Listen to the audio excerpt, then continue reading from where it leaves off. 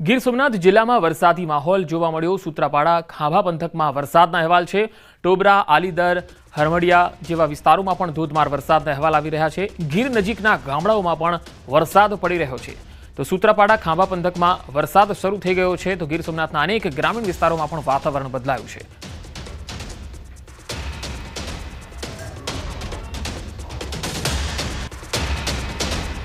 તો વાત વેરાવળની। વેરાવળમાં પણ ગ્રામીણ વિસ્તારોમાં વરસાદી ઝાપટા શરૂ થઈ ગયા। ભારે ગરમી અને ઉકળાટ બાદ વરસાદી ઝાપટા શરૂ થયા, જેમાં પંડવા, નાવદરા, કોડીદરા, ઇન્દ્રોય સહિતના ગામોમાં વરસાદી માહોલ છવાઈ ગયો। વરસાદી ઝાપટાથી ગરમીથી રાહત લોકોને મળી છે। ખેડૂતોને હજુ વધુ વરસાદની આશા છે। વરસાદ નહીં વરસે તો ખેડૂતોના પાકને પિયત આપવું પડશે।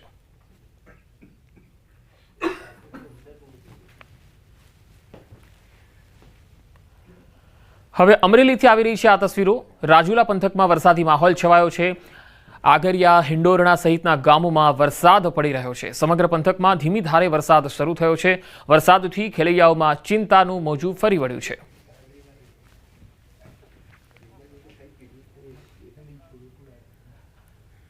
સુરતમાં ઉકાઈ ડેમની સપાટીમાં સતત વધારો થયો છે। ડેમની સપાટી 343.90 ફૂટ પર પહોંચી। ઉકાઈના 6 દરવાજા 4 ફૂટ ખોલવામાં આવ્યા। 67,000 ક્યુસેક પાણી તાપી નદીમાં છોડાયું। તાપી નદી પર આવેલ કાકરાપાર ડેમ પણ ઓવરફ્લો। કાકરાપાર ડેમ 5.70 ફૂટ ઉપરથી ઓવરફ્લો થયો છે। ડેમ ઓવરફ્લો થવાથી 27 ગામને એલર્ટ કરાયા છે। નીચાણવાળા વિસ્તારોને પણ એલર્ટ કરવા સૂચના અપાઈ છે।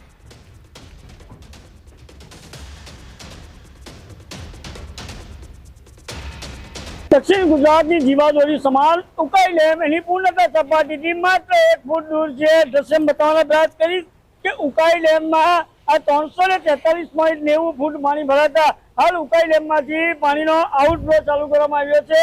तापी नदी ની અંદર બે કાંઠે વચ્ચી થઈ છે।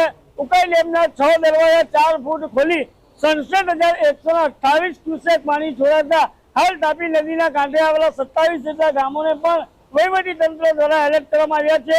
આ દ્રશ્ય છે આ માંડવી તાલુકાના કાકરાપાર ડેમના। કાકરાપાર ડેમની પૂર્ણતા સપાટી 160 ફૂટ છે, જે હાલ 165.70 ફૂટથી જે ચાલી રહ્યું છે, એટલે કે 5.7 ફૂટ જેટલું આ જે કાકરાપાર ડેમ ઓવરફ્લો થતા નયનરમ્ય દ્રશ્ય સર્જાવા પામ્યા છે।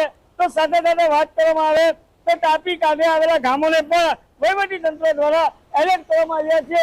આ જે નયનરમ્ય દ્રશ્યો છે એ કાકરાપાર ડેમના છે। કાકરાપાર ડેમ એની પૂર્ણતા સપાટીથી 5.70 ફૂટ ઓવરફ્લો થતો હાલ દ્રશ્ય પણ કેમેરામાં કેદ થવા પામ્યા છે। ખાસ કરીને આજે તાપી નદીને કાંઠે આવેલા ગામોને વહીવટી તંત્ર દ્વારા એલર્ટ કરવામાં આવ્યા છે। કેતન પટેલ, ન્યૂઝ 18 ગુજરાતી, પારલોલી। રાજકોટના ઉપલેટા પાસેનો મોજ નદી પરના કોઝવેના સમારકામની માંગ ઉઠી છે। મોજ ડેમ ઓવરફ્લો થવાથી છેલ્લા 20 દિવસથી નદી ઉપરનો કોઝવે તૂટી ગયો છે અને કોઝવેનો રસ્તો બંધ કરાતા 4-5 ગામના લોકોને 12 કિલોમીટર ફરીને જવું પડી રહ્યું છે। વળી કેટલાકને આ તૂટેલા કોઝવે પરથી નદીના પ્રવાહમાં જીવના જોખમે પ્રવાસ કરવા મજબૂર બનવું પડે છે। સ્થાનિકોની માંગ છે કે વરસાદે વિરામ લીધો છે અને તેથી આ કોઝવેનું તાત્કાલિક સમારકામ થાય। આ વિદ્યાર્થીઓને જો ફરીને જાય તો 12 કિલોમીટર ફરીને જવું પડે છે, જેથી કરી અને વિદ્યાર્થીઓ ગઢાડા પ્રાથમિક શાળાએ આવતા હોય, જેને કારણે જીવને જોખમે આ વિદ્યાર્થીઓ ઉતરતા હોય। ત્યારે અમારી એવી માગણી છે કે હવે વરસાદે વિરામ લીધો છે ત્યારે આ રસ્તો કામ ચલાવ જો તાત્કાલિક રિપેર કરવામાં આવે તો ગામ લોકોનો પણ પ્રશ્ન હલ થાય, એસટીનો પ્રશ્ન હલ થાય, તેવી અમારે ગામ લોકોની માગણી છે। વધુ સમાચારો પર નજર કરીશું। હાલ રોકાઈશું એક વિરામ માટે।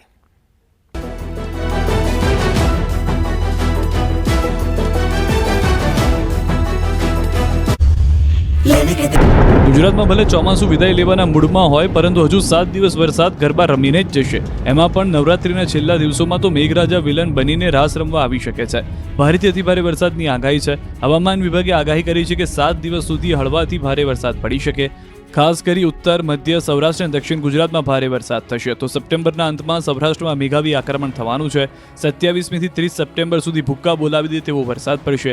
એક સાયક્લોનિક સર્ક્યુલેશન મ્યાનમાર પાસે છે, જે આવનાર સમયમાં લો પ્રેશરમાં પરિવર્તિત થશે, જેના કારણે 25 સપ્ટેમ્બરથી ફરીથી વાતાવરણ બદલાશે અને રાજ્યના કેટલાય વિસ્તારોમાં ભારે વરસાદ થશે।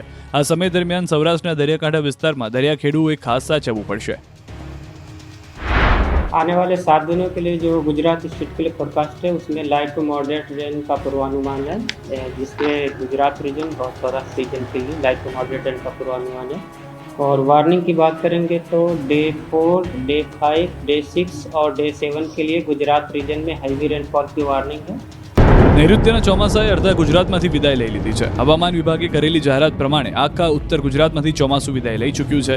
કચ્છથી લઈને વેરાવળ સુધી અને બનાસકાંઠાથી દાહોદની આસપાસના વિસ્તારો સુધી ચોમાસું પાછું ફરી ચૂક્યું છે. એટલે કે અમદાવાદ, ગાંધીનગર સહિતના જિલ્લામાંથી ચોમાસાની વિદાય થઈ છે. હવામાન વિભાગના અનુમાન પ્રમાણે આગામી 2-3 દિવસમાં ગુજરાતના બાકી રહેલા જિલ્લામાંથી પણ ચોમાસાની વિદાય થાય એ માટે અનુકૂળ સ્થિતિ છે. એક તરફ રાજ્યમાં વરસાદની આગાહી કરવામાં આવી. 27 સપ્ટેમ્બરથી લઈને 30 સપ્ટેમ્બર સુધી દક્ષિણ ગુજરાતના કેટલાક જિલ્લામાં ભારે વરસાદની સંભાવના વ્યક્ત કરાઈ છે. ડાંગ જિલ્લામાં વરસાદે વિનાશ વેર્યો છે. મંગળવારે વાદળ ફાટ્યા જેવી સ્થિતિ સર્જાયા બાદ રસ્તાનું ધોવાણ થઈ ગયું. વઘઈ સાપુતારા રોડના હાલ બેહાલ થઈ ગયા. રોડ પર 12 ફૂટ ઊંડા ખાડા પડી ગયા. સ્ટેટ હાઈવે પણ હતો ન હતો થઈ ગયો. રોડ સંપૂર્ણ બંધ થઈ જતા વાહન ચાલકો અટવાયા. લોકોને મોટો ચકરાવો ખાવો પડી રહ્યો છે. જિલ્લાના સ્ટેટ હાઈવે પર થયેલા ધોવાણ બાદ રોડ રિપેર કરવાની કામગીરી ચાલી રહી છે. માર્ગ મકાન ખાતાના ઉચ્ચ અધિકારીઓની ટીમ સ્થળ પર પહોંચી યુદ્ધના ધોરણે કામગીરી શરૂ કરી છે. આને કહેવાય બુદ્ધિનું પ્રદર્શન. પછી રોડ ક્યાંથી ટકે બોલો.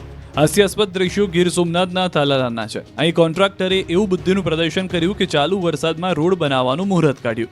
તાલાલાથી રમરેચી વચ્ચે રસ્તાનું સમારકામ કરવાનું હતું ત્યારે જ વરસાદ શરૂ થયો. ક્યાંક પાણી પણ રોડ પર ભરાયેલા હતા. આમ છતાં કોન્ટ્રાક્ટરે રોડ બનાવવાનું બંધ કર્યું ન હતું. ચાલુ વરસાદમાં રોડ બનાવતા લોકોમાં રોષ ફેલાયો. પાટણને ફરી એકવાર પશુપાલકોએ કર્યું.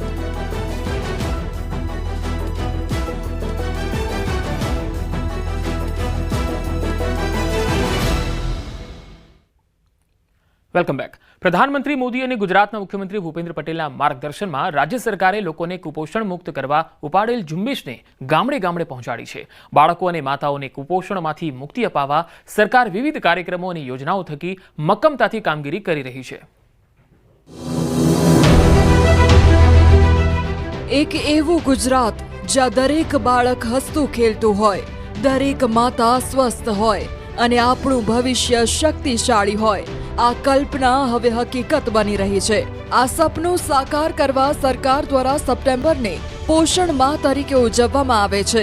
ભારત સરકારના પોષણ અભિયાનનો આ અભિન્ન ભાગ છે, જે 2018માં પ્રધાનમંત્રી નરેન્દ્ર મોદીએ શરૂ કર્યું હતું. ગુજરાતના મુખ્યમંત્રી ભૂપેન્દ્ર પટેલના માર્ગદર્શનમાં રાજ્ય સરકારે આ ઝુંબેશને ગામડે ગામડે પહોંચાડી છે. विकसित भारत 2047 वो स्वस्थ भारत भी होना चाहिए. और जब